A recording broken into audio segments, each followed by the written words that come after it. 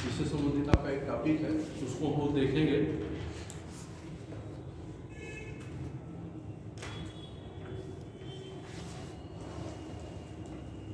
इसमें कुछ जो है एनजीओ में नहीं कुछ बचा था ना? एनजीओ में सर सब कुछ हो गया, एनजीओ के गुण भी हो गए थे। गुण भी हो गए थे ना? यस सर, 4 पॉइंट पर एनजीओ का पंजीकरण वो भी हो गया। हाँ, ये सब हो गया ना? एनजीओ की विशेषता हो गई। हाँ, तब ठीक है, तब हो गया। एनजीओ का ढांचा। तो सारे टॉपिक आपके हो गए।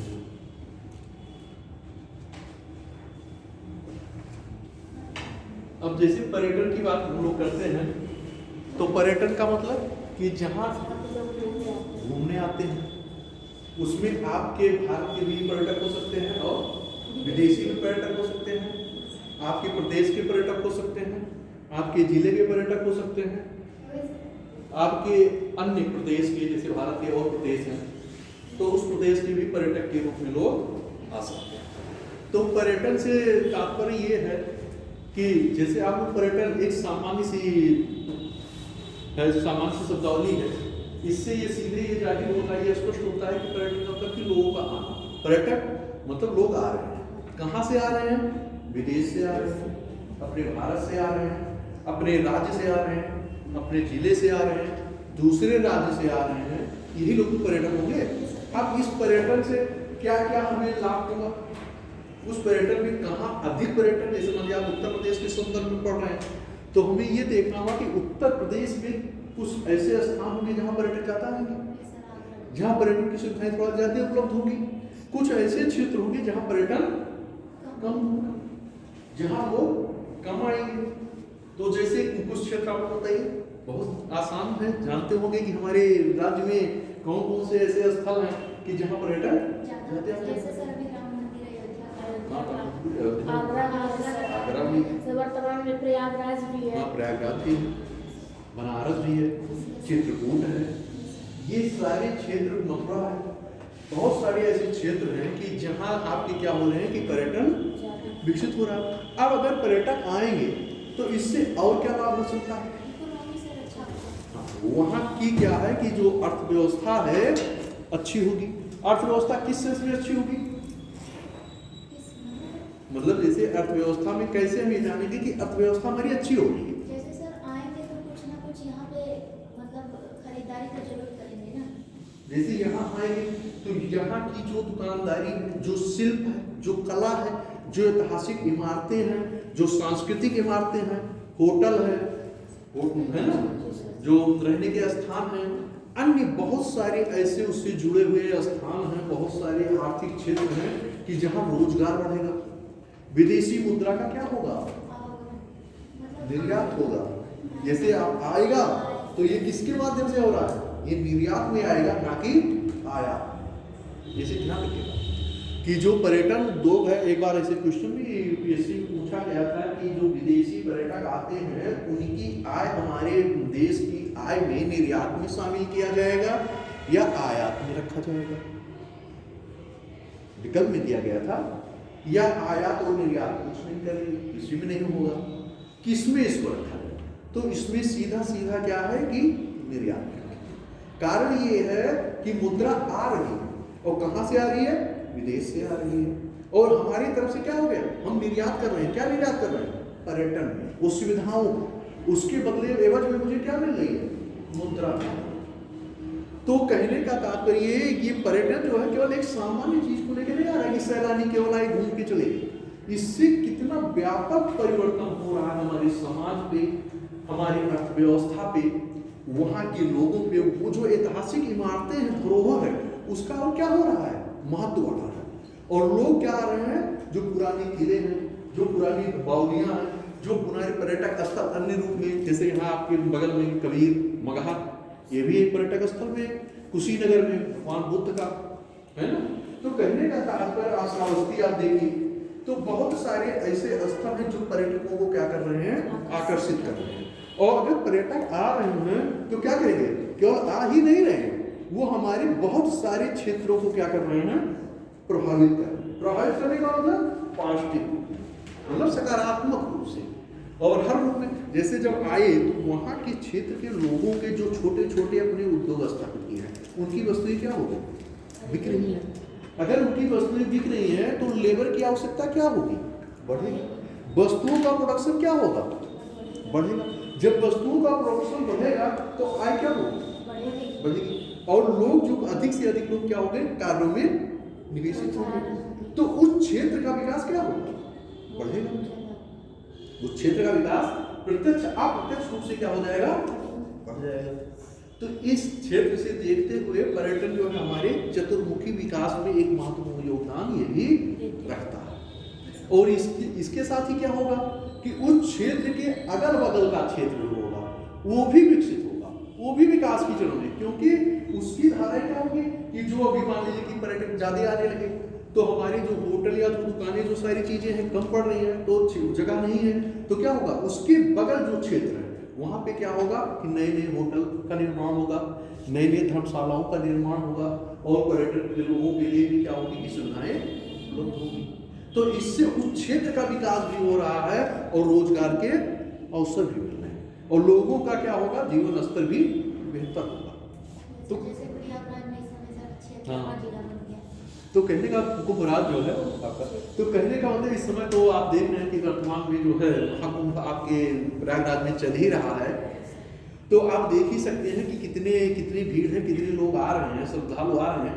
तो वहाँ पे आप देखिए कि क्या क्या व्यवस्थाएं हो रही हैं, कितने लोगों को रोजगार मिल रहा है, कितने लोगों को अर्थव्यवस्था वहाँ उस जो है जिले का कितना ज्यादा इकोनॉमी बढ़ रहा है ना भाई। उस क्षेत्र में क्या हो रहा, पैसा आ रहा है।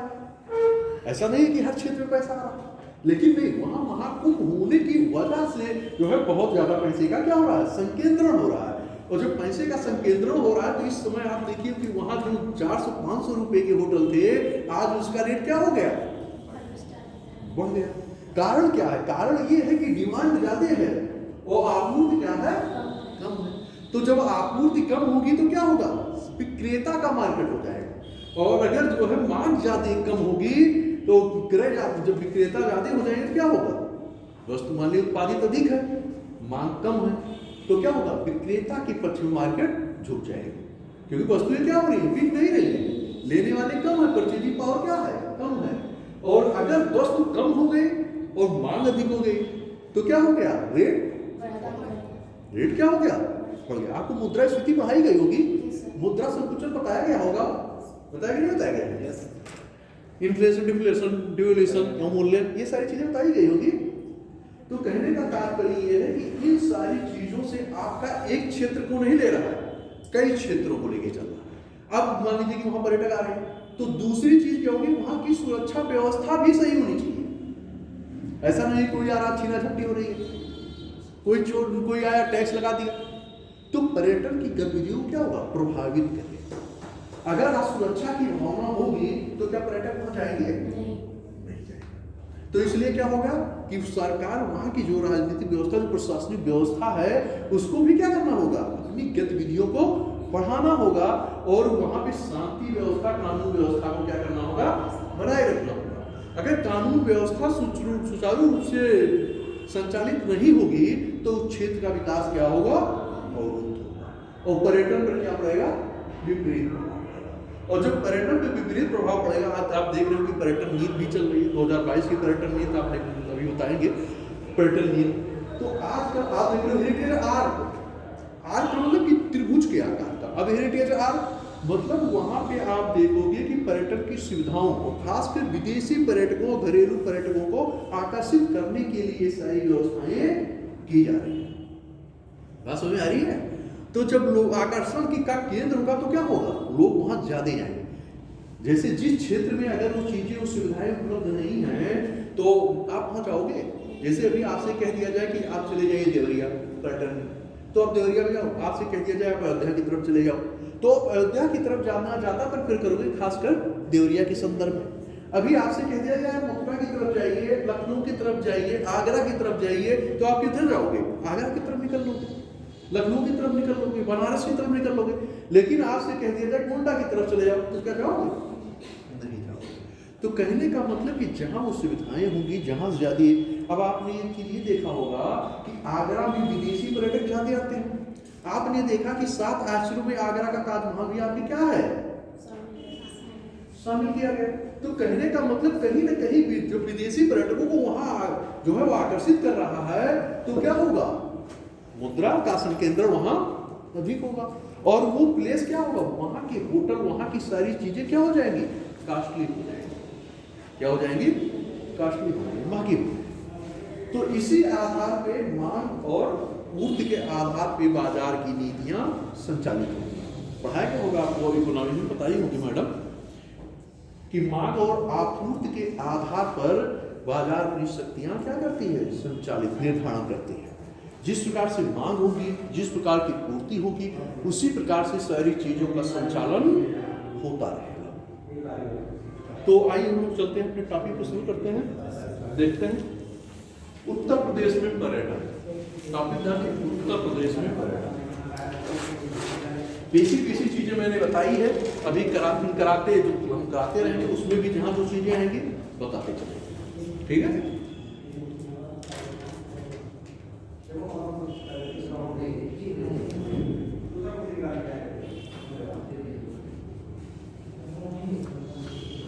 जैसे एक मोटा सा आप ये मान लीजिए, जैसे मान लीजिए कि यहाँ ऐसे मान लीजिए ये एक हमारा क्या है, आर्च है, पेन भी किया था।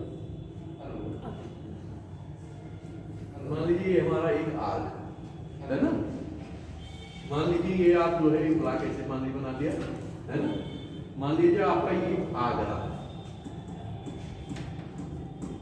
है ना, मान लीजिए एक आपका यहाँ पे लखनऊ पड़ना है समुद्र,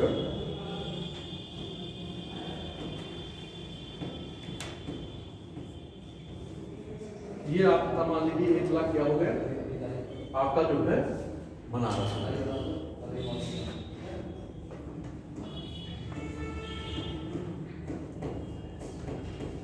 बनारसी अब आप देखिए एक आर्च के रूप में आ रहा है कि नहीं आ रहा है, आ रहा है ना।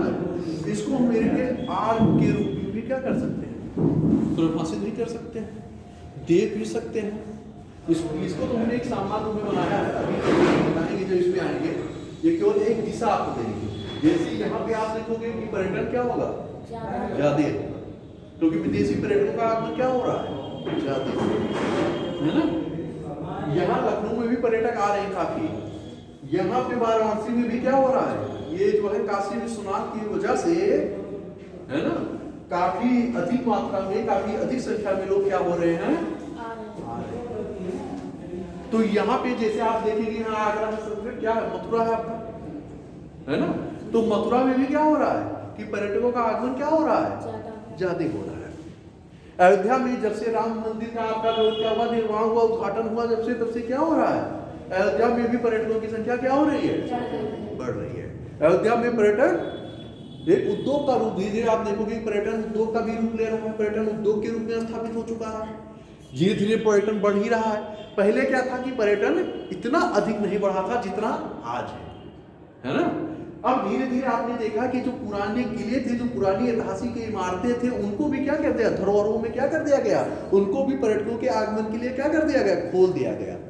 वहां भी लोग अब क्या हो गया, अगर उनको खोल दिया गया तो वहां से क्या हो गया, मुद्रा जो है, लोग वहां आकर के कि उस किले में हमें ठहरना है, कि उस समय राजा महाराजाओं वाली क्या करेंगे कि वो सुविधाएं मुझे मिल सकें, तो उसका जो है अनुभव करने के लिए वहां पर्यटक क्या आएंगे, हाल्ट करेंगे, रुकेंगे, अंदर जाएंगे, देखेंगे। तो इससे क्या होगा कि सैलानियों की गतिविधि क्या होगी, उस क्षेत्र में बढ़ जाएगी, और जहां पे ऐसी धरोहर होगी वहां पे पर्यटक ऑटोमेटिक क्या हो जाएंगे, बढ़ जाएंगे। तो वहां जब पर्यटक बढ़ जाएंगे तो वहां की आय भी क्या हो जाएगी, इकोनॉमी भी क्या हो जाएगी, बढ़ जाएगी, और उस क्षेत्र के लोगों की जो है, क्षेत्र के लोगों को क्या होगा, रोजगार मिल जाएगा। उस क्षेत्र की जो स्थानीय शिल्प और कला होगी, जो छोटे छोटे जो है रोजगार उत्पन्न हुए हैं, जैसे कहीं हर जिले का, जैसे मान लीजिए कहीं का वस्त्र है, कहीं का मूंछ का उद्योग है, कहीं पे खिलौना है, कहीं का किसी प्रकार का उद्योग है, कहीं मिट्टी के पात्र का है। तो कहने का मतलब कि इस रूप में जहाँ का जो स्थानीय उद्योग होगा उसकी मांग क्या हो जाएगी, बढ़ जाएगी, और जब मांग बढ़ जाएगी तो वहाँ के स्थानीय जो छोटे छोटे शिल्प कम पैसे लगाकर अपने उद्योग को स्थापित किया है, उनके उद्योग को फलने फूलने का अवसर और मिल जाएगा, और उनकी आय में वृद्धि हो जाएगी। और केवल ये नहीं कि पर्यटन ही बढ़ा देंगे, उससे स्थानीय लोग भी उनकी मांग को क्या करेंगे, बढ़ाएंगे। जैसे जब विदेशी लोग आएंगे, देखेंगे सारी चीजें, तो क्या हो जाएगा, वो लोग भी जो है उस वस्तु को खरीदने प्रारंभ कर देंगे। जैसे आपने देखा होगा कि मान लीजिए कुछ लोगों के पास क्या हुआ कि वस्तुएं आई, तो उन लोगों ने देखा, तो देखा देखी जैसे ही होता नहीं कि उनको देखा, अरे उन्होंने ये वस्तु नहीं बताया, नहीं बहुत अच्छा है, तो आपके मन में भी उस वस्तु को क्या होता है, खरीदने के प्रति आकर्षण बढ़ता है। आप ये कोशिश करते हो कि नहीं ये वस्तु मुझे भी लेनी चाहिए। तो कहने का तात्पर्य कहीं ना कहीं एक क्षेत्र से दूसरे क्षेत्र में उस चीज का क्या होता है, प्रसार होता है, और विकास की गतिविधि भी क्या होती है, इसी रूप में संचालित होती है। इकोनॉमिक्स में आपको चार्ट में भी दिखाया गया होगा, बनाया होगा तो मैडम ने, अगर नहीं बनाया होगा कोई बात नहीं बना करके आपको दिखा होगा कि एक क्षेत्र की घटना, मैंने आपको भी जब जहाँ आतंकवाद या नक्सलवादी सारी टॉपिक में हम लोग चर्चा कर रहे तब भी हमें होता है कि एक क्षेत्र की घटना दूसरे क्षेत्र को किस प्रकार से प्रभावित कर रही है। तो उसी प्रकार से जो सांस्कृतिक घटनाएं होती हैं, वो भी एक क्षेत्र की संस्कृति दूसरे क्षेत्र की संस्कृति को क्या करती है, प्रभावित करती है। अगर हिंसात्मक घटनाएं हैं तो वो भी एक क्षेत्र की घटना को दूसरे क्षेत्र की घटना से क्या करेगा, प्रभावित करेगा। चलिए आइए हम तो उत्तर प्रदेश में जो है पर्यटन के विकास पे कुछ लिख लीजिए।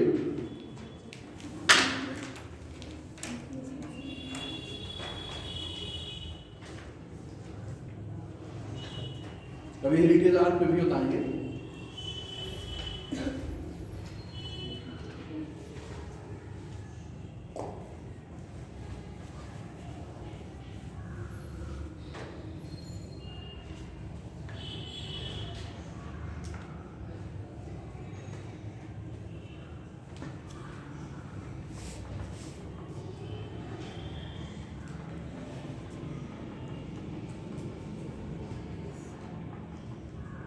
लिखिए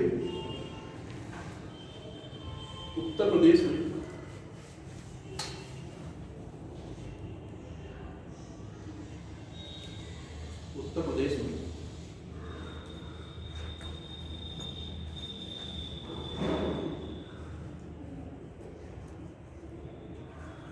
पर्यटन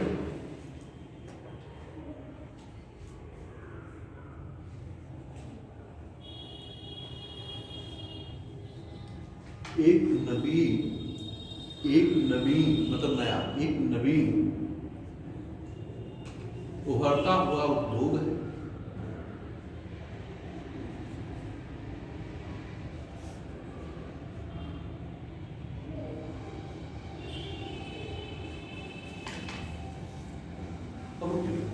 जैसे एक नवीन उभरता हुआ क्या है, उद्योग है।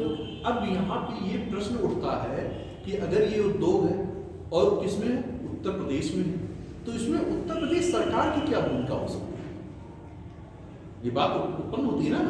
आपसे क्वेश्चन भी इस टाइप रूप में भी बन सकता है कि उत्तर प्रदेश में पर्यटन एक नवीन उद्योग या नए उद्योग के रूप में स्थापित हो रहा है, इसमें सरकार के द्वारा क्या प्रयास किए जा सकते हैं, या सरकार इस उद्योग में अपनी क्या भूमिका निभा सकता है, तथा इसका सकारात्मक एवं नकारात्मक परिणाम के रूप में इसका उल्लेख करिए।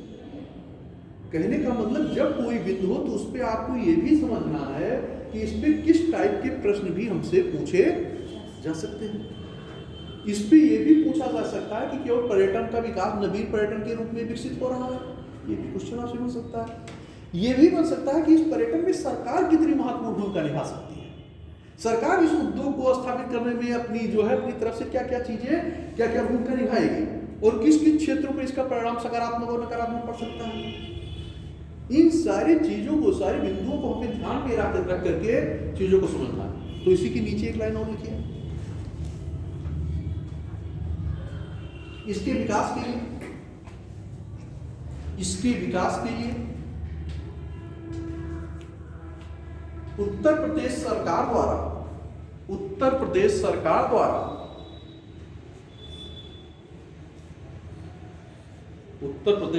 द्वारा क्या प्रयास किए जा रहे हैं, उत्तर प्रदेश सरकार द्वारा क्या प्रयास किए जा रहे हैं।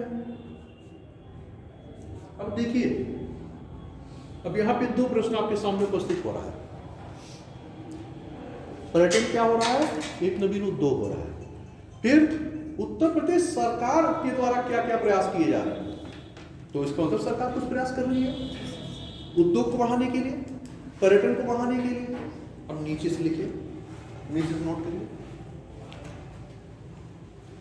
आर्थिक पावर हाउस के रूप में, आर्थिक पावर हाउस के रूप में, पावर का मतलब विद्युत, पावर का मतलब शक्ति, मतलब आर्थिक शक्ति के रूप में, आर्थिक पावर हाउस के रूप में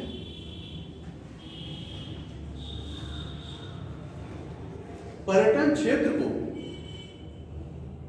पर्यटन क्षेत्र को, पर्यटन क्षेत्र का आर्थिक पावर हाउस के रूप में पर्यटन क्षेत्र का बढ़ता प्रभाव और विकास, बढ़ता प्रभाव और विकास के साधन के रूप में, पर्यटन क्षेत्र का बढ़ता प्रभाव और विकास के साधन के रूप में इसकी क्षमता, इसकी क्षमता निर्विवाद है, मतलब कोई विवाद नहीं है, निर्विवाद है।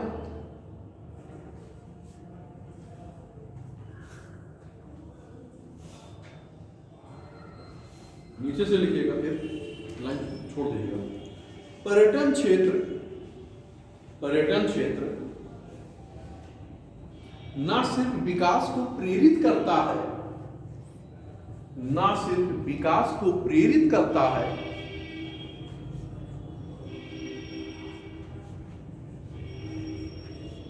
बल्कि बड़े पैमाने पर,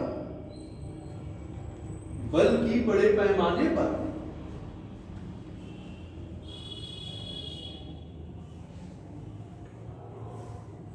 बड़े पैमाने पर रोजगार सृजन कर, रोजगार सृजित करने की,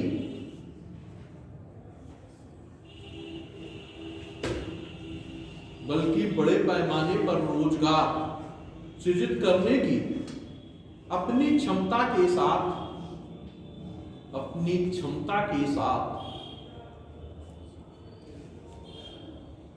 अपनी क्षमता के साथ लोगों के जीवन की गुणवत्ता में, लोगों के जीवन की गुणवत्ता में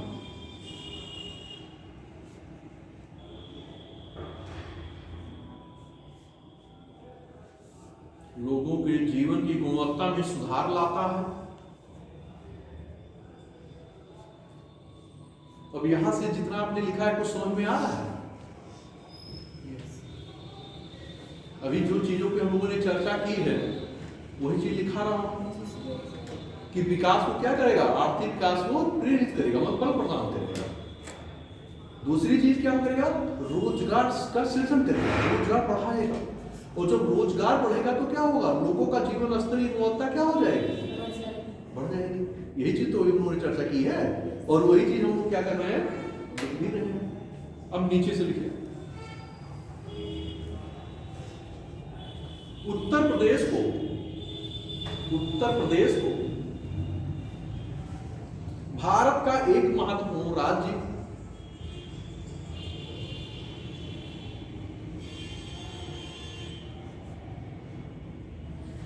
कहाँ लगाइए, महाकाव्यों, महाकाव्यों,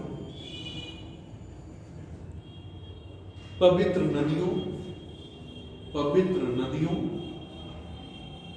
कहाँ लगा लगा, प्राचीन शहरों,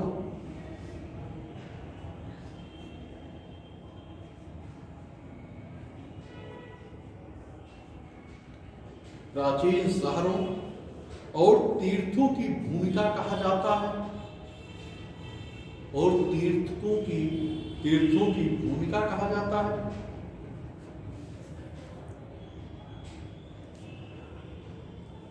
फिर नीचे से लिखिएगा,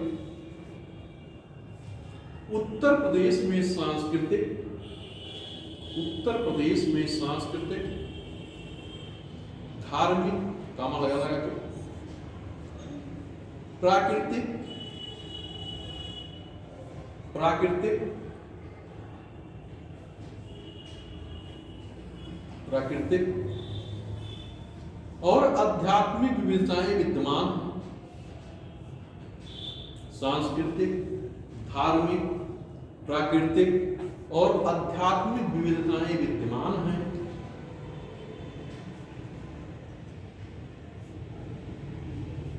इसलिए यहाँ पर्यटन की असीम संभावनाएं हैं।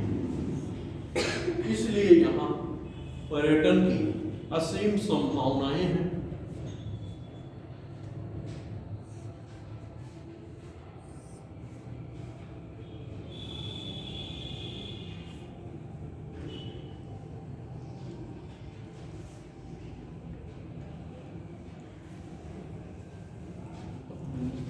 नीचे से लिखिए,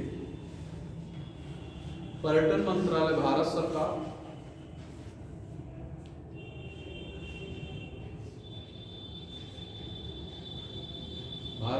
की वार्षिक रिपोर्ट,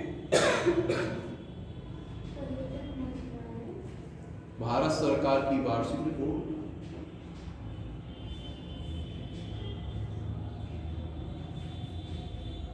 2022 के अनुसार 2022 के अनुसार उत्तर प्रदेश घरेलू पर्यटक यात्राओं में, उत्तर प्रदेश घरेलू पर्यटक यात्राओं में दूसरे स्थान, मतलब घरेलू पर्यटक यात्राओं में दूसरे स्थान एवं विदेशी पर्यटक यात्राओं में 7वें स्थान पर रहा है। घरेलू मामले में किस स्थान पे? दूसरा, और विदेशी में 7वां। ये बराबर इसकी रिपोर्ट आती रहती है, तो इसमें परिवर्तन हो सकता है ना। जैसे आज रिपोर्ट आ रही है तो परिवर्तन होगा, 2 साल पहले की रिपोर्ट होगी तो कुछ और होगा, है ना। तो पर्यटन में परिवर्तन होता है। नीचे लिखिएगा, उत्तर प्रदेश सरकार का प्रयास है कि उत्तर प्रदेश सरकार का प्रयास है कि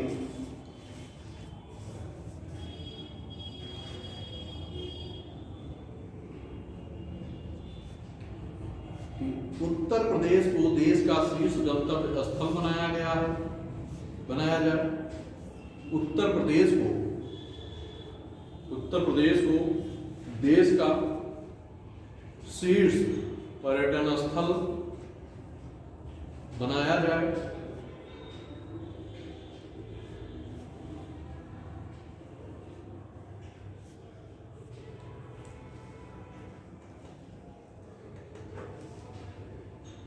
इसके लिए कई योजनाएं एवं पहल शुरू की गई हैं।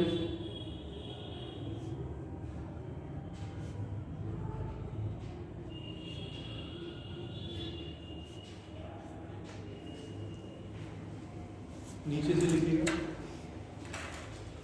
नई पर्यटन नीति 2022, नई पर्यटन नीति 2022।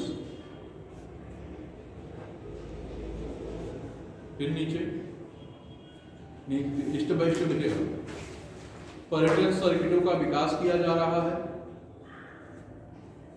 पर्यटन सर्किटों का विकास किया जा रहा है।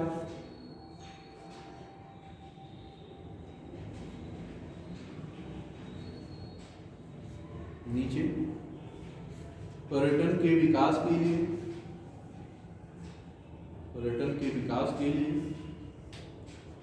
पर्यटक स्थलों को चयनित कर उनका सौंदर्यीकरण किया जा रहा है।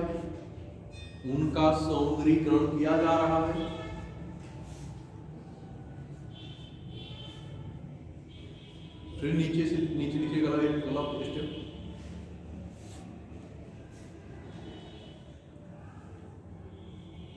स्वदेश दर्शन योजना में शामिल शहरों का, स्वदेश दर्शन योजना में शामिल शहरों का चौमुखी विकास किया जा रहा है।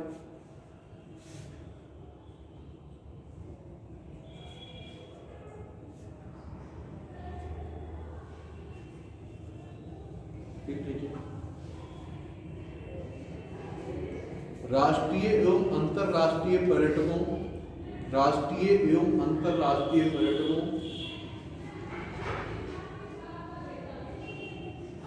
पर्यटकों के लिए उत्तर प्रदेश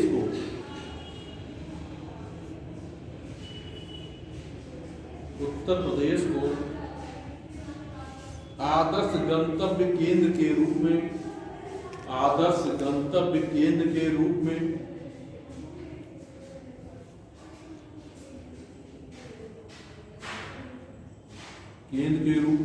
विकसित करने के लिए निजी क्षेत्र को प्रोत्साहन,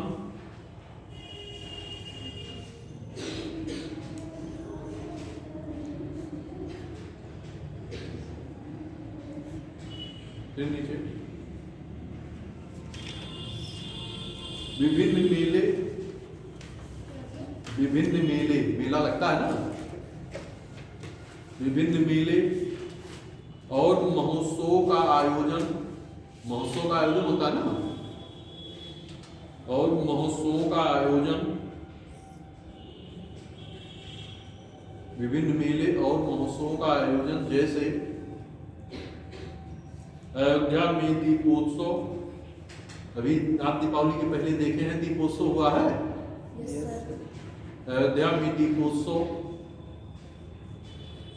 काशी में देव दीपावली, काशी में देव दीपावली दीपोत्सव, काशी में देव दीपावली, काशी में देव दीपावली आदि। नीचे लिखिए पर्यटकों के मार्गदर्शन हेतु, पर्यटकों के मार्गदर्शन हेतु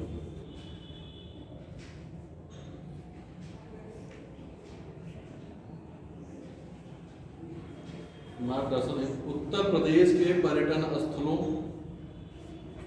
उत्तर प्रदेश के पर्यटन स्थलों, स्मारकों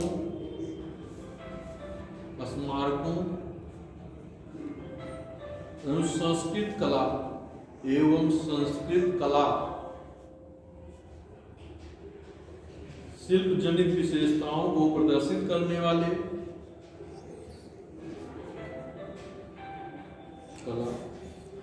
शिल्प जनित विशेषताओं को प्रदर्शित करने वाले, तथ्यपूर्ण एवं ज्ञानवर्धक, तथ्यपूर्ण एवं ज्ञानवर्धक पर्यटन साहित्य मुद्रित कर, पर्यटन साहित्य मुद्रित कर पर्यटकों को उपलब्ध कराना।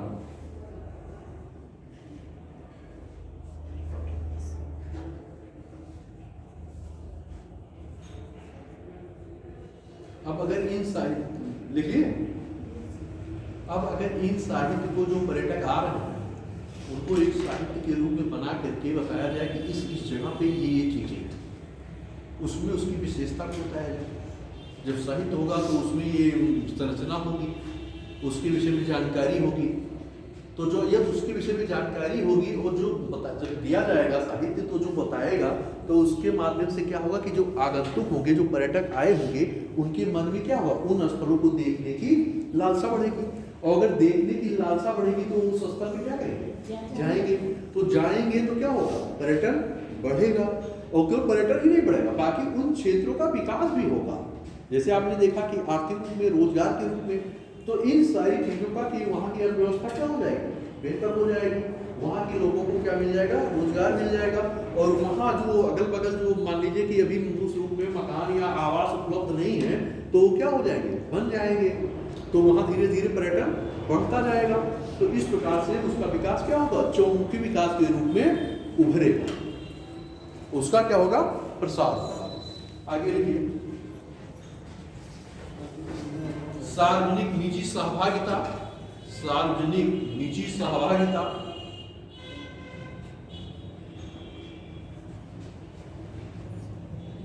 के अंतर्गत पर्यटक स्थलों पर पर्यटक स्थलों पर परिवहन सुविधा का विकास किया जा रहा है। परिवहन सुविधा का विकास किया जा रहा है।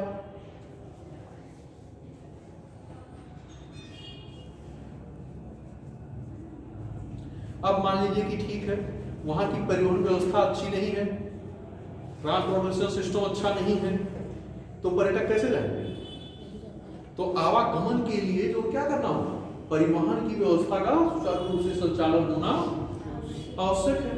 तभी तो एक क्षेत्र से दूसरे क्षेत्र लोगों का आवागमन क्या रहेगा, आ जा सकेंगे, अन्यथा नहीं जा सकेंगे। अब नीचे लिखिए, प्रदेश सरकार द्वारा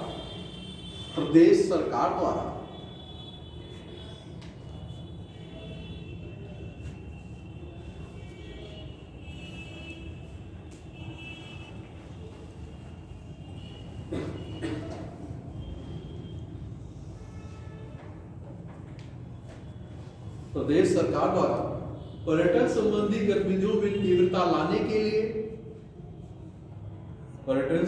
गतिविधियों में तीव्रता लाने के लिए अनेक प्रयास किए जा रहे हैं।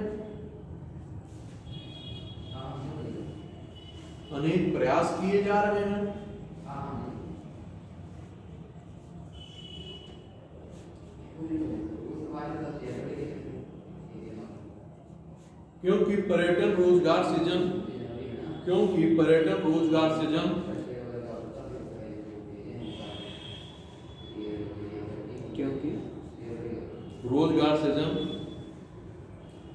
कमा लगा के गरीबी उन्मूलन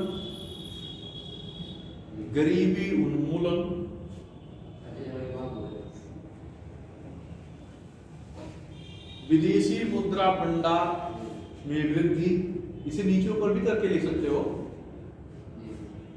रोजगार सृजन, गरीबी उन्मूलन, विदेशी मुद्रा भंडार में वृद्धि, इसे आप नीचे ऊपर भी करके लिख सकते हो। वहां भी अपने एग्जाम में भी पॉइंट आउट करके इसी रूप में आप लिखोगे तो आपको नंबर क्या होंगे, ज्यादा मिलेंगे, है ना। जैसे सेंटेंस फॉर्मेट में अगर आप करोगे तो वो चीजें कम होंगी, लेकिन यदि आप पॉइंट फॉर्मेट में उस चीजों को रखोगे नीचे ऊपर तो क्या होगा, एग्जामिनर का ध्यान जल्दी बढ़ेगा और उससे आपका क्या होगा, छोटे छोटे सेंटेंस होंगे और आपके मार्क्स बढ़ जाएंगे। अपने क्वेश्चन को जो क्या करना है, जितना दिखाया गया है उसमें से क्या करना है, जो हमने इसको एलोबरेट किया है इसको क्या करना है, हमें कम में करके हम इसको अपना फॉर्मेट दे सकते हैं। लेकिन हमें यहाँ क्या है, यहाँ 2-3 क्वेश्चन हमें एक साथ लेके जो है क्या करना है, देख के चलना समग्रता में, कि किसी भी प्रकार का क्वेश्चन बने तो सारे आंसर 2-3 क्वेश्चन के जो हमने बताए यहीं से आप उठा के आंसर दे दो, जैसा क्वेश्चन पूछ ले। बात समझ आ रही है? नीचे लिखिए,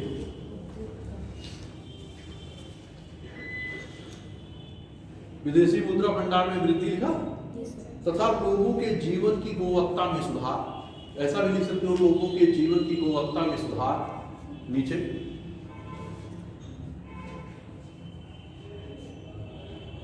गुणवत्ता में सुधार के संबंध में महत्वपूर्ण भूमिका निभाता है। कौन निभाता है महत्वपूर्ण भूमिका? प्रदेश सरकार, क्योंकि ऊपर मैंने लिखा है कि प्रदेश सरकार क्या कर रही है, पर्यटन गतिविधियों को क्या कर रही है, तीव्र कर रही है। लिखा है ना ऊपर, सुधार के संबंध में महत्वपूर्ण भूमिका निभाता है, महत्वपूर्ण भूमिका निभाता है।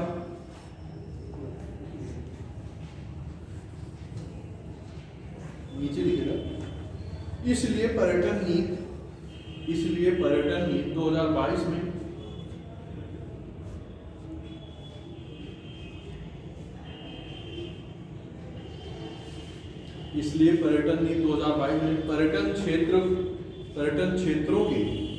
पर्यटन क्षेत्रों के वर्गीकरण को और विस्तृत किया गया है।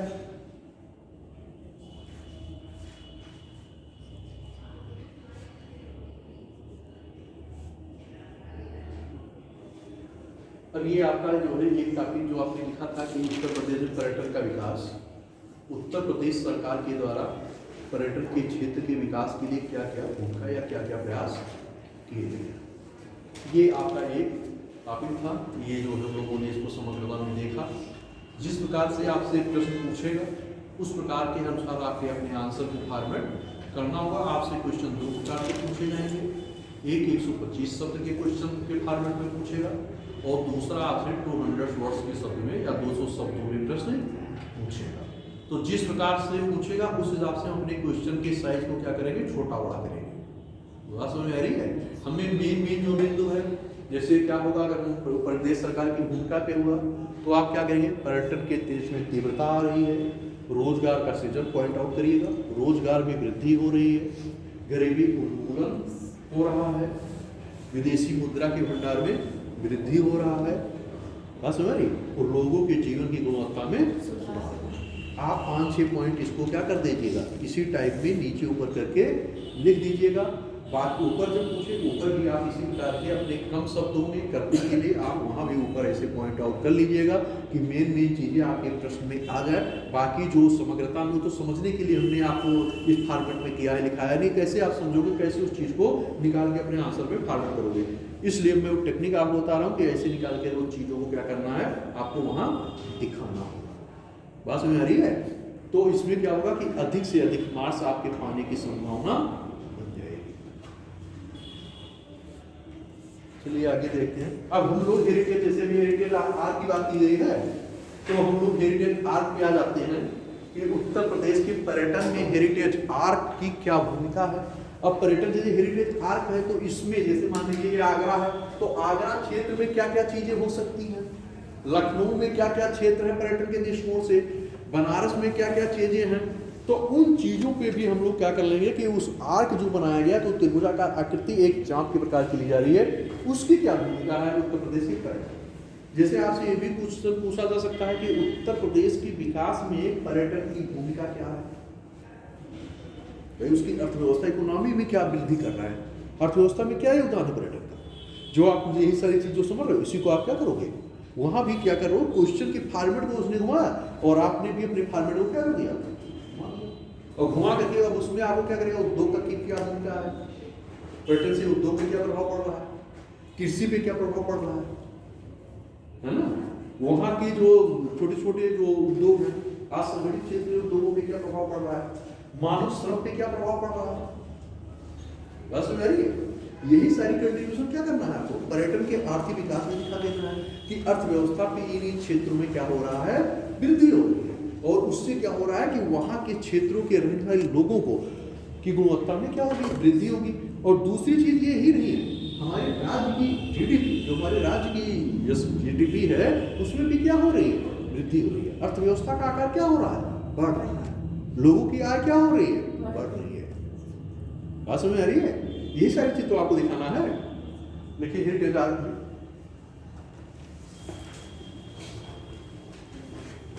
उत्तर प्रदेश के पर्यटन रेटिंग क्या है, उत्तर प्रदेश के पर्यटन में पहले तो अगला टॉपिक, अगला प्रश्न या अगला जो है महत्वपूर्ण बिंदु है, क्वेश्चन आपसे इस टाइप में पूछेगा जो मैं बोल रहा हूँ, क्योंकि मैं सारे प्रश्न जो संभावित क्वेश्चन भी बनेंगे या बन सकते हैं मैं आपको इंडिकेशन दे रहा हूँ कि हो सकता है इस टाइप का प्रश्न आपके सामने प्रश्न परीक्षा हाल में देखने को पाए, है ना। आपसे ये भी पूछ सकता है कि नई पर्यटन नीति 2022 के संदर्भ में उत्तर प्रदेश की क्या भूमिका है, या उत्तर प्रदेश के संदर्भ में 2022 की पर्यटन नीति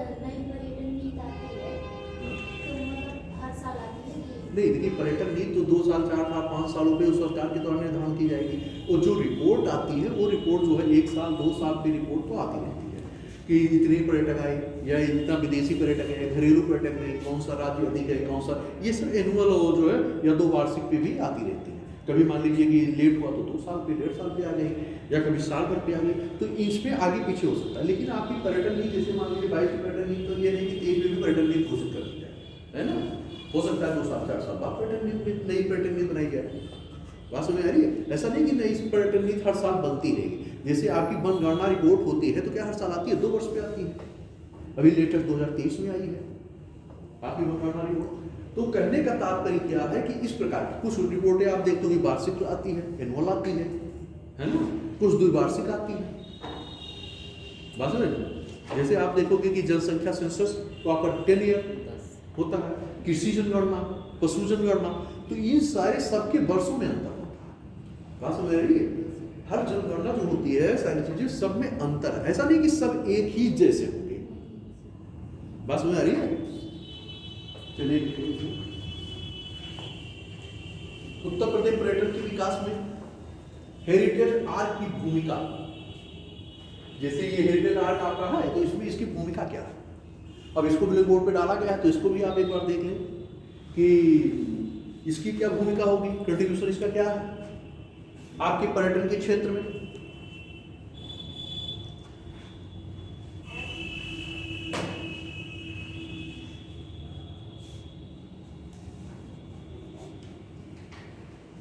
देखिए, हेरिटेज आर्ट उत्तर प्रदेश राज्य में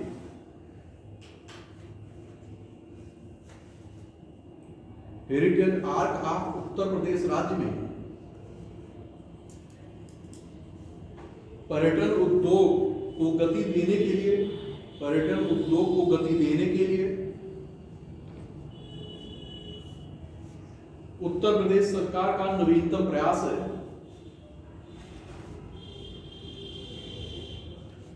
आपसे केवल यही पूछ सकता है कि उत्तर प्रदेश में हेरिटेज आर्ट की भूमिका को स्पष्ट करें, यही प्रश्न पूछ सकता है ना, जो आप लिख रहे हैं, यही प्रश्न आपसे पूछ सकता है। प्रयास है, नवीनतम प्रयास है, नीचे लिखेगा, या उत्तर प्रदेश के 3 ऐतिहासिक और धार्मिक शहरों को जोड़ने, या उत्तर प्रदेश के 3 ऐतिहासिक एवं धार्मिक शहरों को जोड़ने,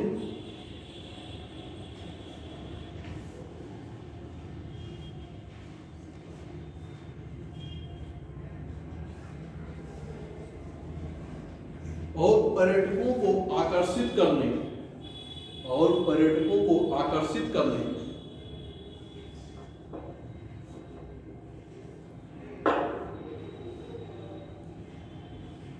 कहाँ लगाइएगा, वो नीचे लाइन से, उनकी पर्यटन यात्रा को, उनकी पर्यटन यात्रा को,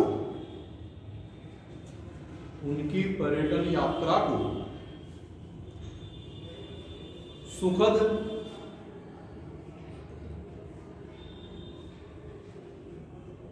सुखद अनुभूति प्रदान करने की पहल है, सुखद अनुभूति प्रदान करने की पहल है।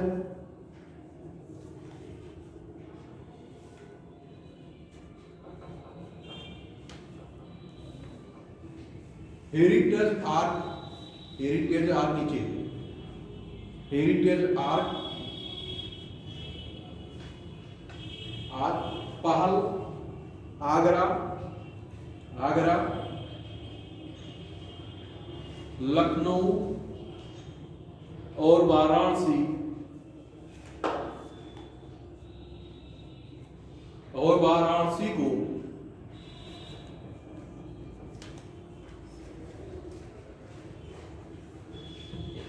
आर्क, वाराणसी को एक आर्क, आर्क लिख लोगे ना, अपन आर्क का के ऊपर आता रहा, आर्क ब्रैकेट में चाप। अब देखिए एक प्रकार का आप देखते होंगे कि एक चाप इस टाइप का बनता है ना, देखा है ना, तो इस टाइप से क्या हो रहा है, एक प्रकार से आपका चाप की आकृति ले रहा है, तो इस टाइप का जो है ब्रैकेट में चाप,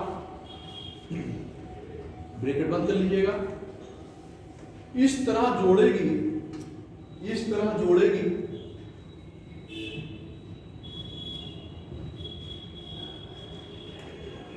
कि पर्यटक अपनी यात्रा में, कि पर्यटक अपनी यात्रा में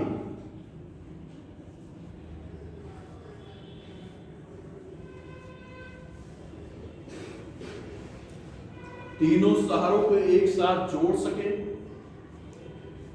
अपनी यात्रा में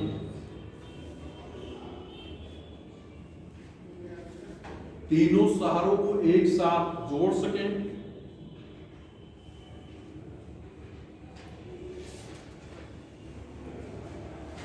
अब ऐसे चाहे आप किसी आर्च के रूप में बना करके तीनों शहर को से लिख लीजिए अपने कॉपी पे, एक ऐसे कलम से आर्च बना लीजिए और लिख लीजिए।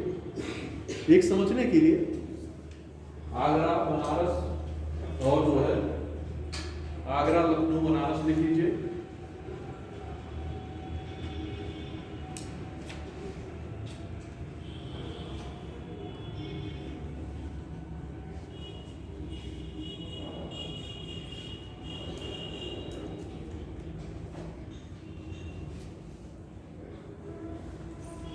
लिख लिया? लिखिए नीचे। उत्तर प्रदेश सरकार की ये नवीनतम पहल न केवल उत्तर प्रदेश सरकार की नवीनतम पहल यह न केवल इन शहरों की ऐतिहासिक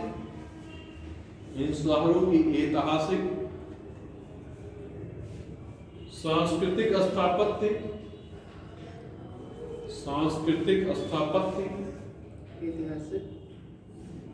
और आध्यात्मिक विरासत को पुनर्जीवित करने में महत्वपूर्ण भूमिका निभा रही है। पुनर्जीवित करने में महत्वपूर्ण भूमिका निभा रही है।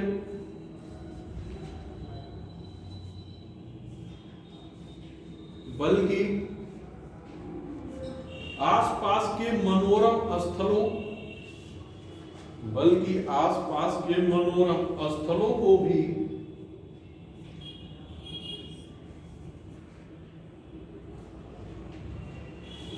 पर्यटन गंतव्य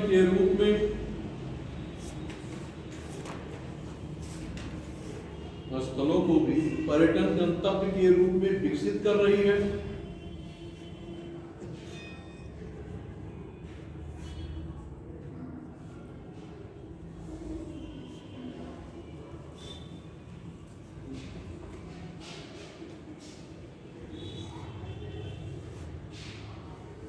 अब जैसे आप यहाँ आगरा है, अब रुकिए, अब मान लीजिए आर्ट आपने बनाया है, अब आगरा में क्या क्या होगा? मथुरा, गोकुल, नंदगांव, ऐसे आप ले लीजिए इसी के नीचे मथुरा, गोकुल,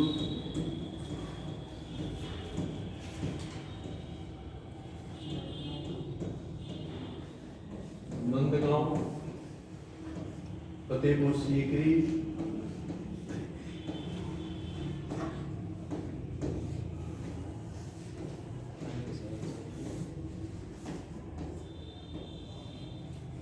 है ना? ऐसे सब जो है 2, 4, 5 ऐसे आप डाल लीजिए समझने के लिए।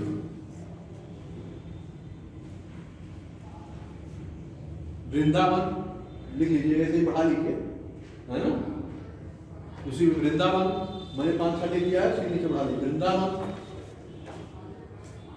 चंबल अभ्यारण्य, इटावा नहीं लिख रहे हैं, चंबल, इटावा लायन सफारी लिख लीजिएगा, है ना?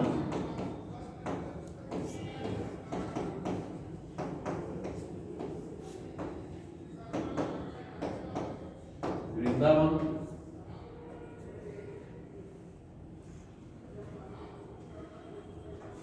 बरसाना,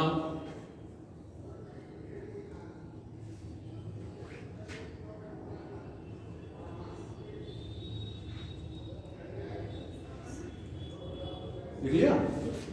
और इसमें आप लिखिए देवा शरीफ,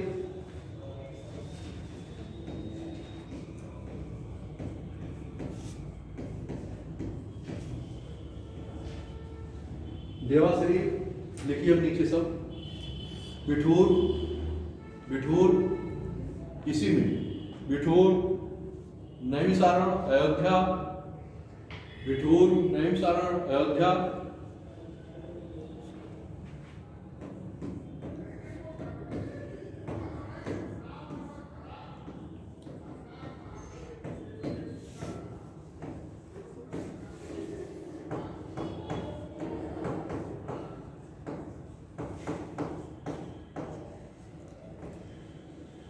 है ना? नैमिषारण, अयोध्या, दुधवा, कर्तनिया, नीचे ऐसा नहीं कि एक ही में दुधवा क्या है, नेशनल पार्क है, दुधवा नेशनल पार्क, करतनिया घाट, नवाबगंज पश्चिम बिहार लिख लीजिए, है ना। लखनऊ वाले लिखिएगा।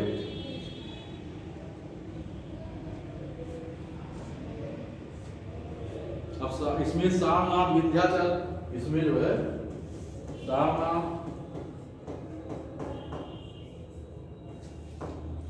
विंध्याचल, सोनभद्र,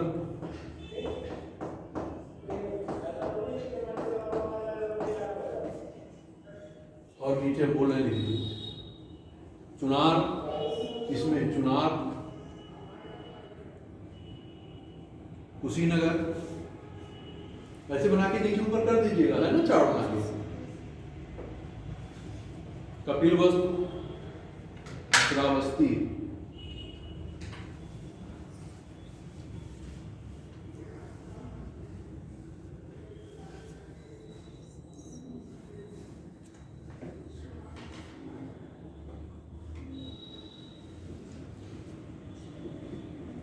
ठीक, सभी लोग लिख लिए ना।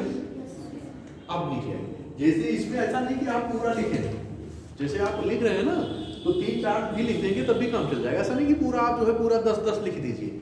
ये तो हमने केवल इसलिए नोट करा दिया कि मान लीजिए आपको कुछ याद आना, मान लीजिए 4-5 तो 3-4 याद आ जाए तो 3-4-5 आप चार्ट बना करके ऐसे दिखा दीजिए। ये तो केवल इसलिए आपको इतना लिखा जा रहा है कि जिससे 4-5 तो आपको याद ही रहे, जो आसान लगे वही याद कर लीजिएगा, है ना।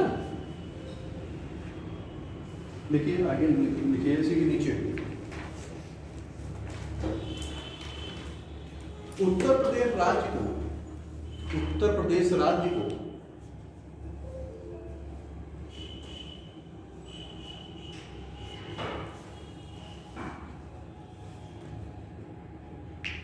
उत्तर प्रदेश राज्य को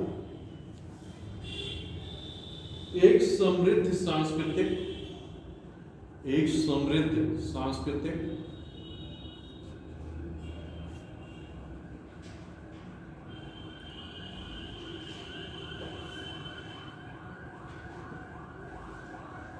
कमा लगा लीजिए, ऐतिहासिक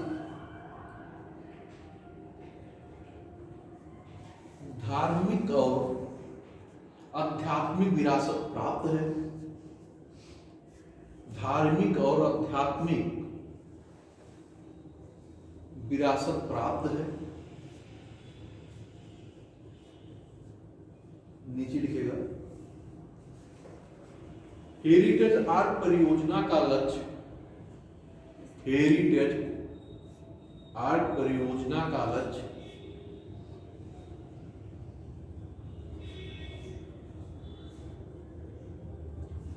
तीन शहरों के गौरवशाली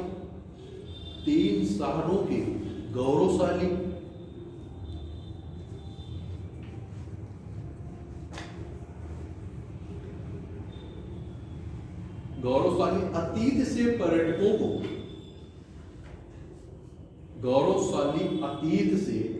पर्यटकों को, परिचित कराना है। अतीत मतलब जो बीत गया, मतलब भूतकाल, है ना, जो पहले बीत गया है तो उसकी क्या विशेषता थी, क्या क्या गुणवत्ता थी, क्या चीजें थी, उससे लोगों को क्या करना है, परिचित कराना, बताना है कि ये चीजें, ये इसकी क्या थी, विशेषता थी, जिससे लोग क्या हो रहे थे, आकर्षित हो रहे थे।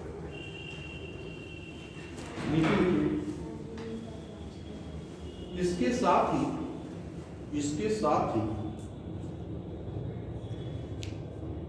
इन तीन शहरों से संलग्न, इसके साथ ही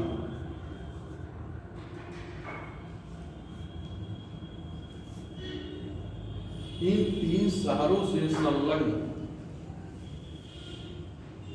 अन्य पर्यटक स्थलों को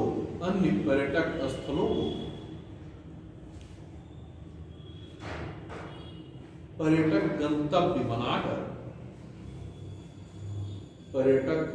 बनाकर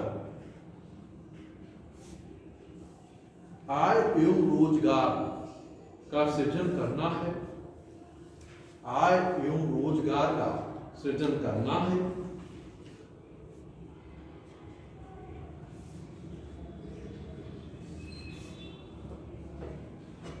नीचे लिखेगा।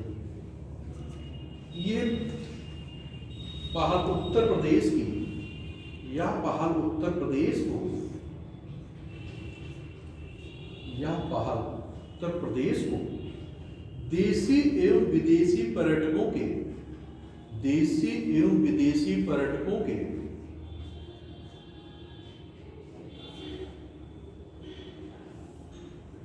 मुख्य फोकस स्थल के रूप में स्थापित करेगी। मुख्य फोकस स्थल के रूप में स्थापित करेगी।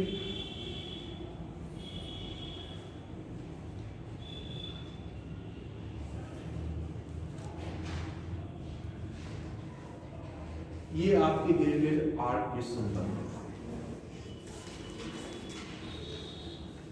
अब आप ये चीज समझ सकते हैं कि अगर आर्ट पूछ रहा है तो इसका मतलब कि कहीं भी किसी भी प्रकार का आपसे प्री में भी संबंधित क्वेश्चन इस टाइप के पूछ सकते हैं कि हेरिटेज आर्ट में क्या है, उसको कथन कारण में दे सकते हैं या 3 4 1 2 3 4 करके आपको स्टेप में दे दें। जिस प्रकार से आपने लिखा है कि क्या चीजें इसमें हैं, क्या क्या चीजें हो सकती हैं, उसको दे दिया जाए कि मैच 1 मैच 2 या 1 2 2 3 1 2 3 3 4 इस टाइप के प्रश्न आपके सामने आते हैं। तो उसमें से आपको क्या करना होगा कि जो चीजें हैं वो आपको सही आंसर पे क्या करना होगा, टिक करना होगा, लगाना होगा। तो इससे ये भी है कि आपका तो मुख्य परीक्षा का हो ही रहा है, लेकिन इसके साथ आपका कि प्रीलिम्स का भी क्वेश्चन अगर इस टाइप का बनता है तो भी आपको क्या होगा कि उस टाइप की अगर अपना कथन कारण में दे रहे हैं या आपसे जो है नंबर के रूप में मिलान 1 2 3 4 के रूप में दे रहे हैं, तब भी आप क्या कर सकते हो, अगर आपको इन चीज़ों को याद है, जानकारी है, तो आप आंसर क्या कर लोगे, आसानी से दे सकते हो। और अपने मेंस की भी भूमिका में क्या कर सकते हो, वहाँ भी अच्छे रूप में अपने प्रश्न को लिख सकते हो।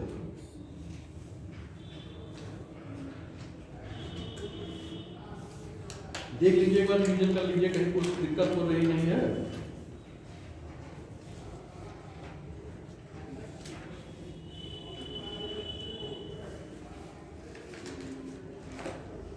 अब जैसे आप लोगों ने ये स्लोगन सुना होगा कि यूपी नहीं देखा तो इंडिया नहीं देखा।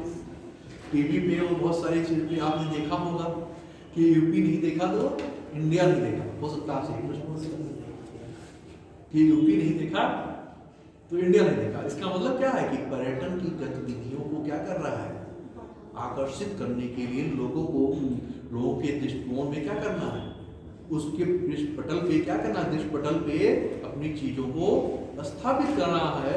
आप देखिए जब विज्ञापन होता है, विज्ञापन क्यों किया जाता है, कभी सोचा कि विज्ञापन क्यों किया जा रहा है? पर्यटक को आकर्षित करने नहीं, कोई विज्ञापन हो, हम पर्यटन के संदर्भ में बात कर रहे हैं। जो आप टेलीविजन पे देखते हो या कहीं किसी नेट पे देखते हो या टीवी में जो आप मूवी देखते हो, तो ये विज्ञापन क्यों दिया जाता है, क्यों दिया जाता है, कोई कारण होगा, ताकि उसकी छवि आपकी बताने के लिए लोगों को बैठ जाए। देखिए विज्ञापन का मूलभूत आधार जो होता है इस रूप में प्रस्तुत करना है कि जिससे लोग उस वस्तु को खरीदने के लिए उसके मन मस्तिष्क पर वो प्रभाव पड़े कि नहीं हमें क्या करना है, इसी वस्तु को लेना चाहिए, क्योंकि इसका इम्पोर्टेंस क्या है, अधिक है, और ये वस्तु क्या है, किफायती है, मतलब कम पैसे में वो चीजें मुझे उपलब्ध भी हो जा रही है और इस वस्तु की गुणवत्ता क्या है और बेहतर है। जब आपके हमेशा दिमाग पे, आपके मस्तिष्क पे कोई चीज जब कई बार पड़ेगी तो आपके मन में क्या होगा, ऐसा ही क्या होगा, फॉर्मेशन होगा और आप उस वस्तु को खरीदने के लिए क्या हो जाओगे, आकर्षित होगे और आप उस वस्तु को क्या कर लोगे, खरीद लोगे। अभी आपका कोई फ्रेंड हो, कोई मित्र हो, आपके साथ लगातार बात कर रहा हो और एक ही बात को रोज कहे, लगातार कहे, तो देखिए उसका प्रभाव कहीं ना कहीं आपके ऊपर क्या हो जाता है, पड़ जाता है, क्योंकि उस विचारधारा का प्रभाव होता है। और जब विचार पढ़ते रहते हैं तो आपका क्या हो जाता है, उस तरफ आकर्षण हो जाता है, उस वस्तु के प्रति लगाव हो जाता है और आप उस तरफ क्या कर लेते हो, बढ़ जाते हो। एक स्वाभाविक प्रक्रिया है।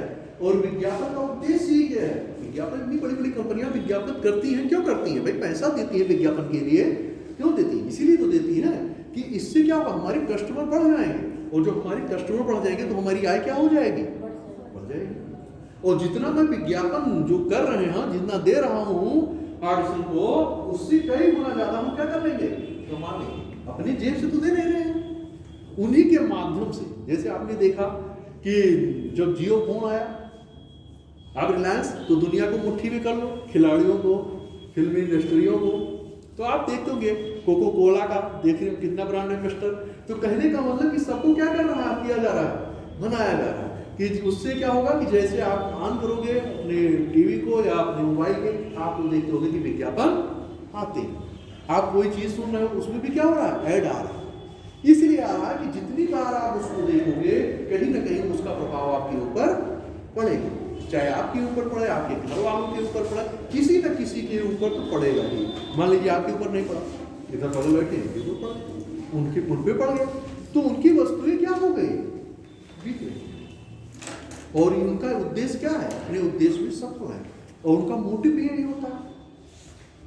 आपने देखा कि नहीं कह दिया ये ब्रांड बहुत अच्छा है, उस ब्रांड को बहुत ज्यादा हाईलाइट कर दिया गया, लोग क्या हो गए, उस ब्रांड के पीछे पड़ गए। नहीं, लेना है सामान तो इसी ब्रांड का लेना है, पैसा लगाना है तो इसी ब्रांड का लगाना। अब उनकी क्या हो गई कि देखा कि पब्लिक की भीड़ क्या हो गई, बढ़ गई, वस्तु कम है, विक्रेता अधिक है, तो क्या होगा, विक्रेता का बाजार हो गया।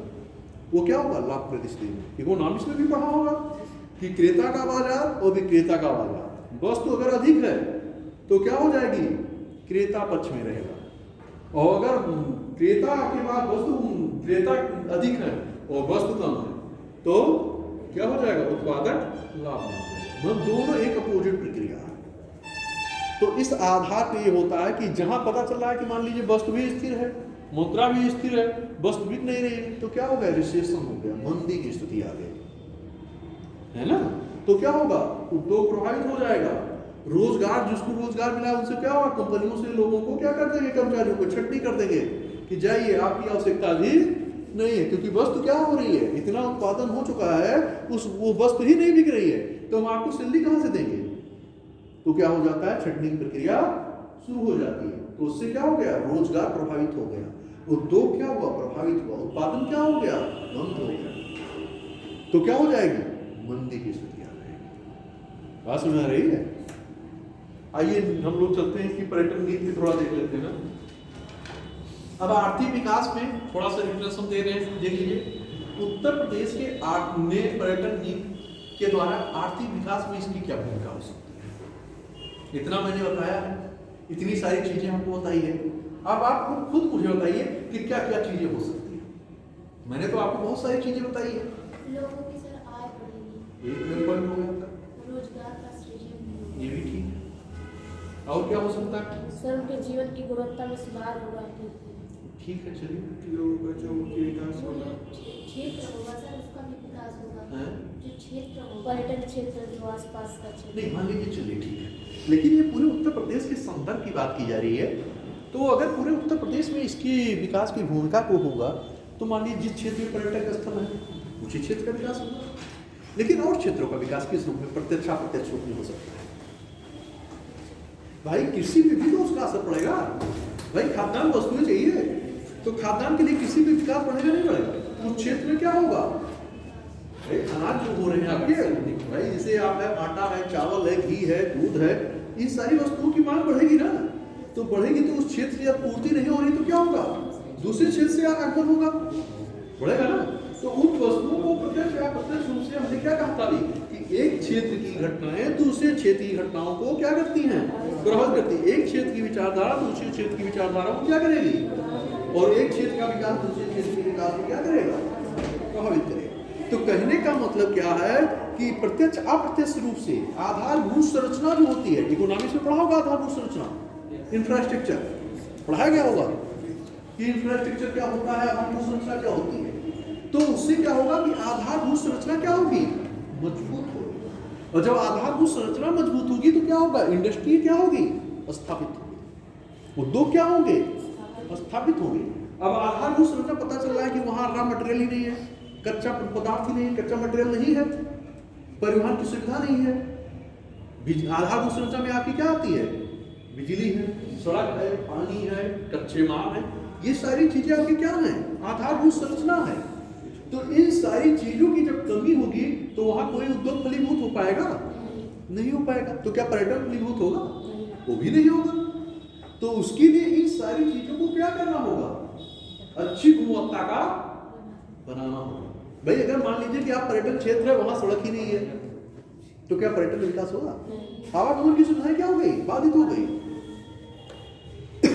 पता चल रहा है वहां क्या हो गया, चोरी डकैती बहुत चल रही है, छीना झपटी बहुत हो रही है, पर्यटन का विकास होगा? तो वहां क्या होनी चाहिए? प्रशासनिक गतिविधियां क्या होनी चाहिए? चुस्त और दुरुस्त होनी चाहिए। कानूनी प्रक्रिया का क्या होना चाहिए? मॉनिटरिंग अधिक होनी चाहिए कि उस क्षेत्र में क्या हो, आपराधिक गतिविधियां ना होने पाए। तो एक क्षेत्र ऐसा नहीं कि केवल एक क्षेत्र से आप किसी चीज को जोड़ सकते हो, इसको एक व्यापक परिदृश्य में आप देखने का प्रयास करें। बस इन्हीं सारे तत्वों को आपको क्या करना होगा, अपने आर्थिक भूमिका में मेंशन करना होगा।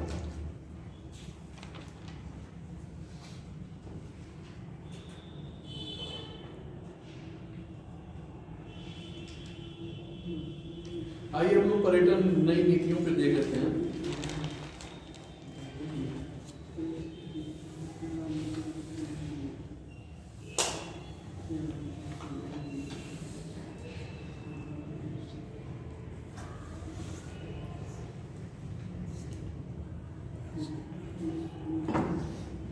अगली क्लास कब से रहती है?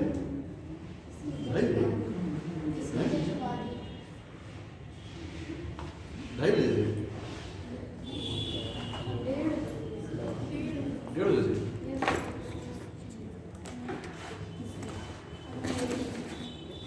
चलिए लिख लीजिए कि पर्यटन नीति 2022 की 2-4 मिनट देख लीजिए, अभी तो उनको आने में टाइम होगा। पर्यटन नीति 2022 के प्रमुख प्रावधान।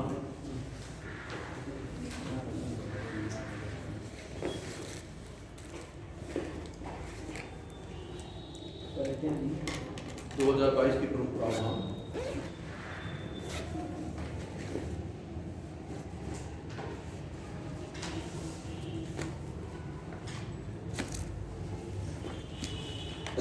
अब 2022 की जो पर्यटन नीति आपकी घोषित की गई, इससे पहले भी कोई पर्यटन नीति नहीं होगी। तो 2018 में आपकी पर्यटन नीति थी, उसको प्रतिस्थापित करके आपकी 2022 की पर्यटन नीति को घोषित किया गया। लिख लीजिए, बोला है इसको ऊपर।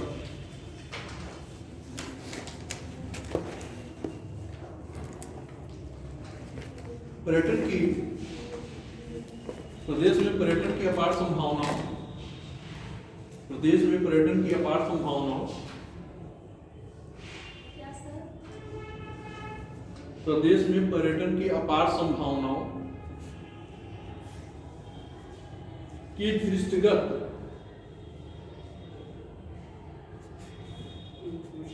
पर्यटन उद्योग को बढ़ावा देने, पर्यटन उद्योग को बढ़ावा देने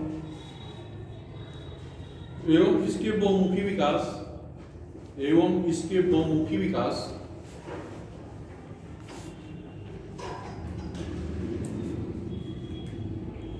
बहुमुखी विकास है 16 नवंबर 2022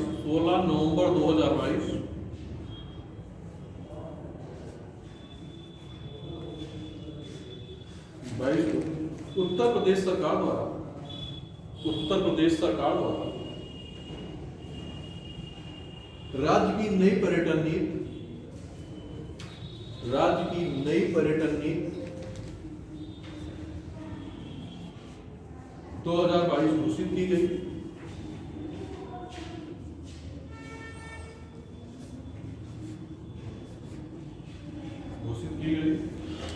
इसने पर्यटन नीति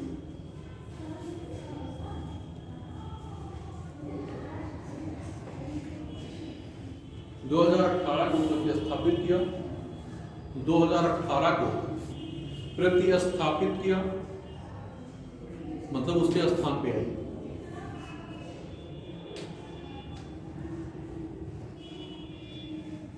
अब प्रावधान जो है पर्यटन नीति के प्रावधान नीचे ले लीजिए। प्रावधान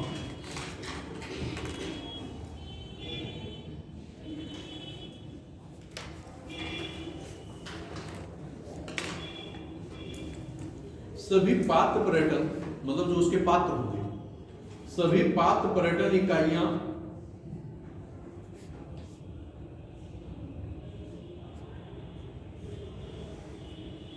दी गई मात्रा के अनुसार पूंजीगत सब्सिडी के लिए पात्र हैं।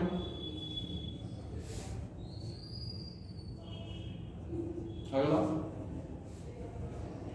सब्सिडी मतलब सरकार के द्वारा छूट दी जाएगी, है ना। सब्सिडी आप लोगों ने पढ़ा होगा इकोनॉमिक्स में, सब्सिडी क्या होता है। बजट जब आता है तो उसमें भी आपने देखा होगा कि सब्सिडी क्या होती है। तो इन सारी चीजों को आप लोग अच्छी तरह जानते हैं, है ना। अगला देखिए, पात्र पर्यटन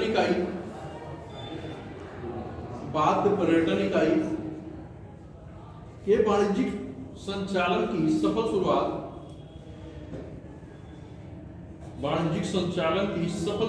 के बाद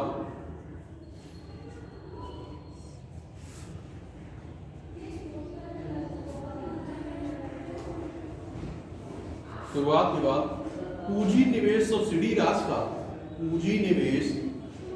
राशि का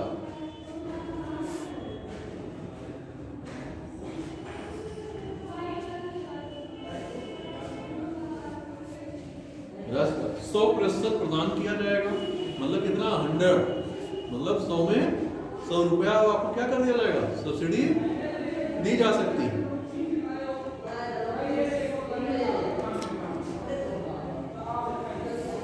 अब जैसे एक दो एग्जाम्पल उसी में आप ध्यान देकर के लिख लीजिए, दिखा दे रहे हैं।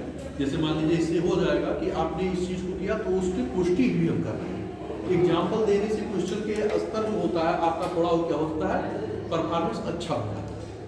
तो लिखिए निवेश मात्रा, 3 चार्ट बनाइए। निवेश मात्रा चार्ट बनाना, ऐसे निवेश मात्रा यहाँ लिखिए, फिर यहाँ दूसरा है ना, ऐसे लिखिए निवेश मात्रा पहले लिखिए,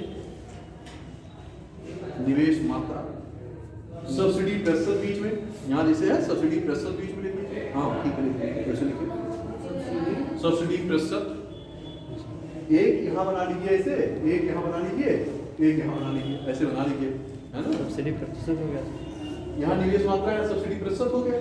फिर तीसरे कालम पे लिखिए सब्सिडी राशि।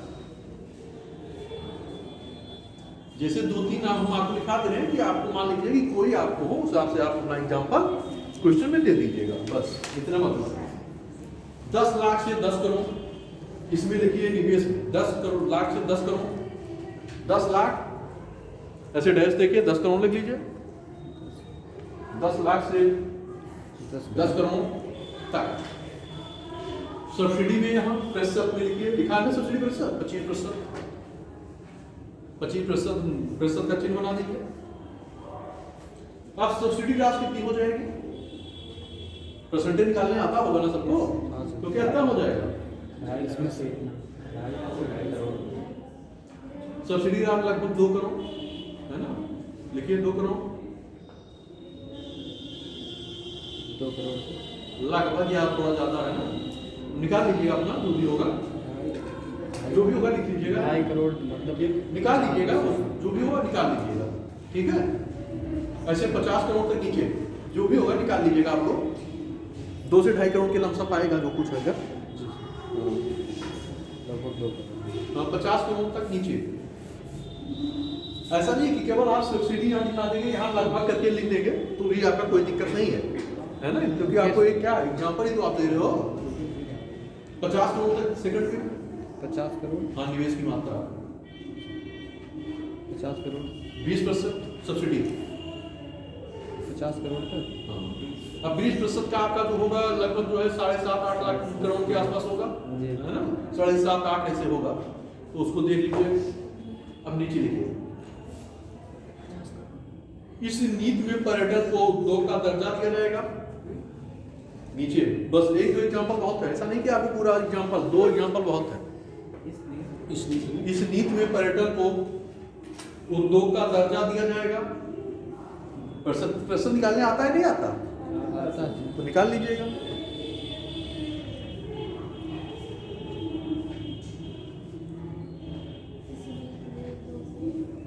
दर्जा दिया जाएगा। फिर नीचे लिखिए इस पर्यटन नीति में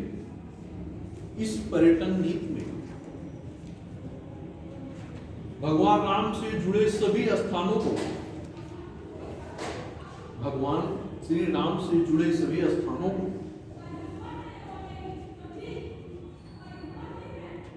या सभी स्थलों को, जो भी लिखा हो कोई दिक्कत नहीं है, स्थानों या स्थलों को, Ramayana circuit, Ramayana circuit, circuit, हाँ सर्किट,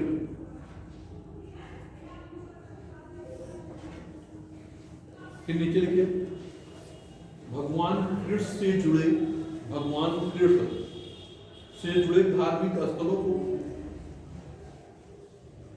जैसे राम से जुड़े स्थल तो उसे आपके भगवान श्री कृष्ण से जुड़े स्थलों को कृष्ण सर्किट के तौर पर, कृष्ण सर्किट के तौर पर विकसित किया जाएगा।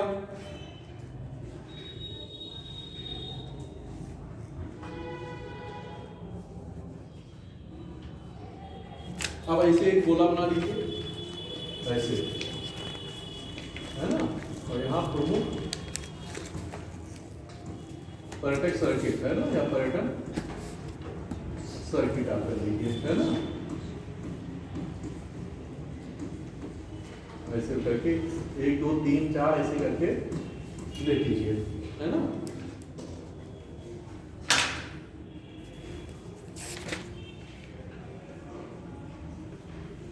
प्रमुख पर्यटन सर्किट लिखिए, इसमें एक में रामायण सर्किट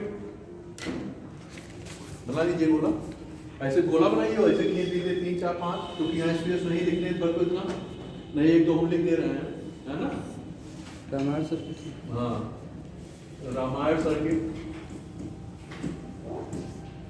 कृष्ण या ब्रज सर्किट, है ना, कृष्ण या ब्रज, ब्रज सर्किट, सर्किट है ना, तो ऐसे लिख लीजिए। बुद्ध सर्किट,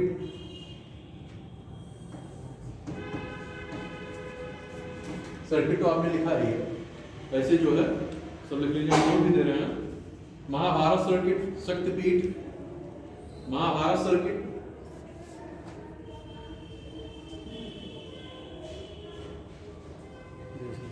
शक्तिपीठ, सर्किट लिखा जाए, सर्किट का जगह लिखो या ना लिखो, है ना। शक्तिपीठ सर्किट अपना पहले भी, आध्यात्मिक सर्किट, आध्यात्मिक सर्किट, सूफी या कबीर सर्किट, सूफी या कबीर सर्किट, सूफी या कबीर, हाँ सर्किट जैसे ये है ना, कृष्ण या ब्रज ऐसे। जैन सर्किट,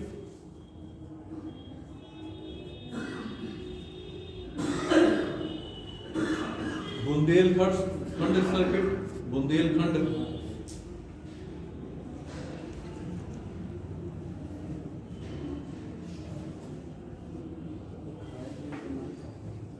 स्वतंत्रता संग्राम सर्किट,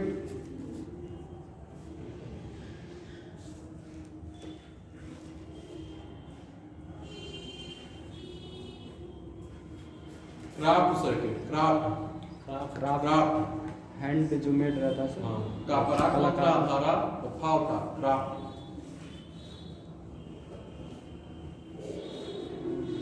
स्वतंत्रता संग्राम सर्किट, स्वतंत्रता हो गया। तो ठीक है, इतना आपके कुछ सर्किट होते हैं कि जो है आप इसे लिख सकते। अब नीचे लिख लीजिए इसमें। तो आपको क्या करना है कि जैसे मान लीजिए पर्यटन नीति में इन सारी चीजों को लिखने के बाद ये ग्राफ बना लीजिए। ऐसा नहीं कि आपको 10 नहीं याद है, 12 नहीं याद है, आप 5 6 बना के लिख दीजिए, ठीक है, बात समझ आ रही, लेकिन बना दीजिएगा। तो इससे हो जाएगा कि आपको क्वेश्चन के विषय में अच्छी समझ है। अब इसमें लिख लीजिए नीचे 4 लाइन और लिख लीजिए, इससे कंप्लीट हो जाए। इस नीति में पर्यटन की, नीचे लिखिए, इस नीति में पर्यटन की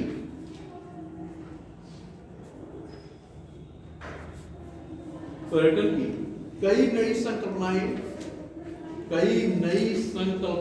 विकसित की गई हैं, कई नई संकल्पनाएं विकसित की गई हैं। अब डैश दे करके लिखिए, नीचे ऊपर करके लिख लीजिएगा। कारवा आधारित पर्यटन, कारवा आधारित पर्यटन,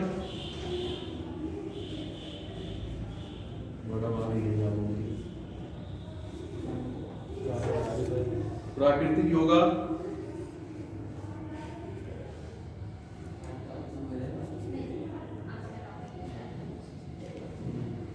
जलाशय,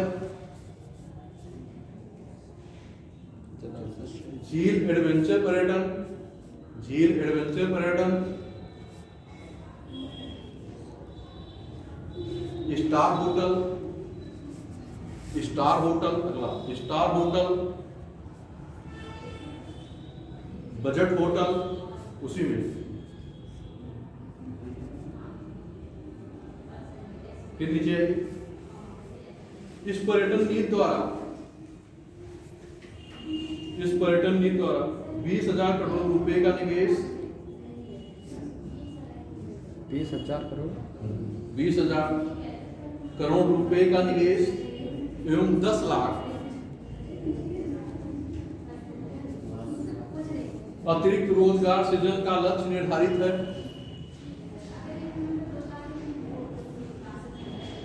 अतिरिक्त 10 लाख अतिरिक्त रोजगार सृजन का लक्ष्य निर्धारित है।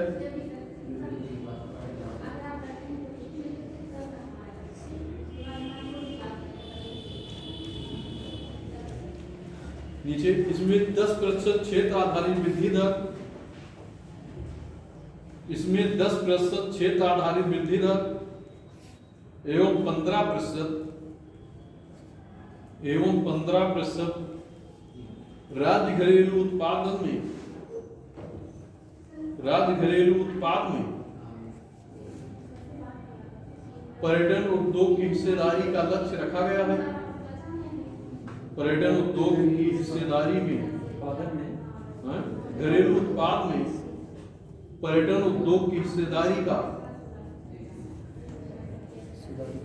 लक्ष्य रखा गया है। बस 2-3 लाइन और है, नीचे लक्ष्य रखा गया है। पर्यटन के बहुआयामी आकर्षणों से परिपूर्ण, पर्यटन के बहुआयामी आकर्षणों से परिपूर्ण, पर्यटन के बहुआयामी आकर्षणों से परिपूर्ण उत्तर प्रदेश में नई पर्यटन नीति, उत्तर प्रदेश में नई पर्यटन नीति 2022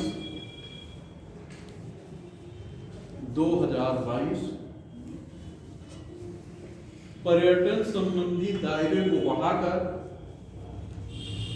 पर्यटन संबंधी दायरे को बढ़ाकर पर्यटन की असीम संभावनाओं के द्वार, दायरे को बढ़ाकर पर्यटन की असीम संभावनाओं के द्वार खोलने में सफल सिद्ध होगी। बढ़ाकर पर्यटन की असीम संभावनाओं के द्वार खोलने में सफल सिद्ध होगी।